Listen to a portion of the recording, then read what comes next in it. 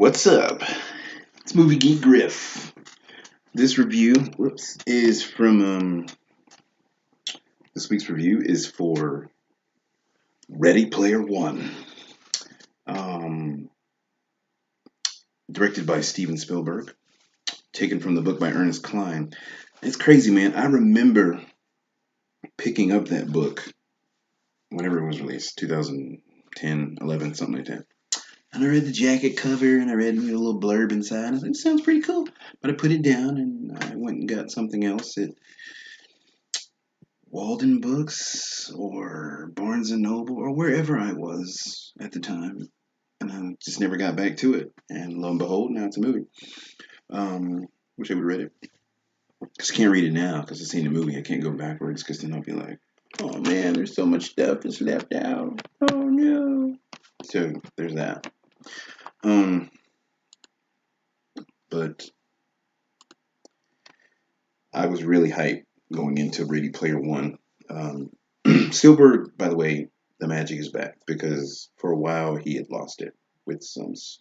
He was doing some stuff that it just wasn't magical anymore. It wasn't. He was doing serious adult fare, and not like porn, not that kind of adult fare, but he was doing regular stuff.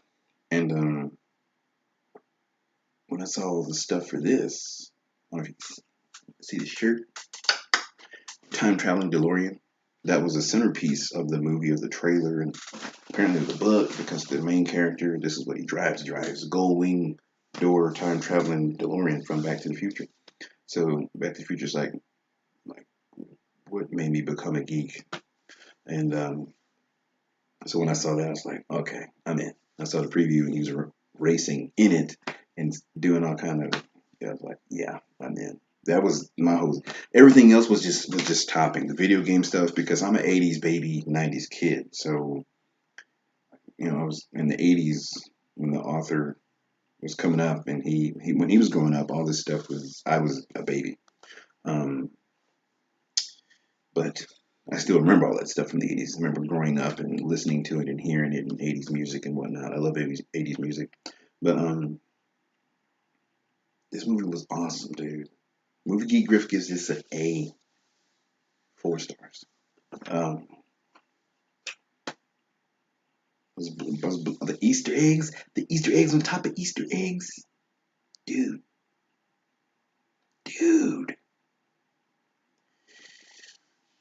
I've seen it twice now, and I don't know if I'll see it again because the first time I saw it was in IMAX 3D, and you have to see this in IMAX 3D. If you do not see this in IMAX 3D, you're cheating yourself. You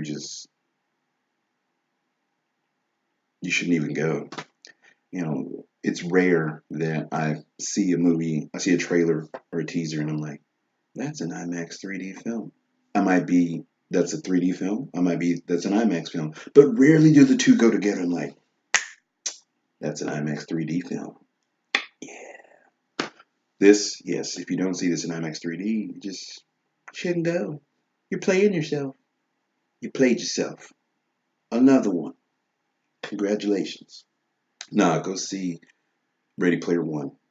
If you're any type of geek, nerd, or cross in between, where there's some overlap between nerd and geek, dude, if you love the '80s, if you knew about the '80s, Atari and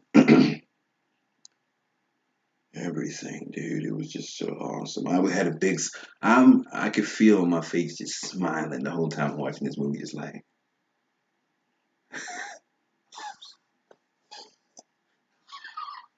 dude,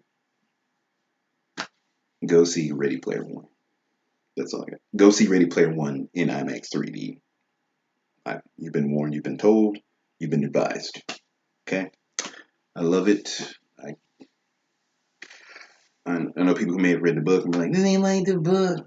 I don't know what to say about that. I know to say that my geek butt I was in the movie with a grin, feeling like a little kid, feeling magical. This was Steven Spielberg. He finally came back because he's been gone a while, doing magical wonderment. When you see it on the screen, you're like, I want Ready Player One to be my first. This geek is behind the curveball. I want Ready Player One to be my first 4K movie on a UHD screen. or fake 4K screen, whatever. So yeah, yeah, I had a big ass smile on my face, like. So yeah, go see it. Go see it multiple times because there are multiple Easter eggs. All right, that's Movie Geek Griff, Ready Player One. Go see it. 4 stars. Hey, kind of want to give it an A plus, but nothing gets an A plus. Y'all take care. I'm out.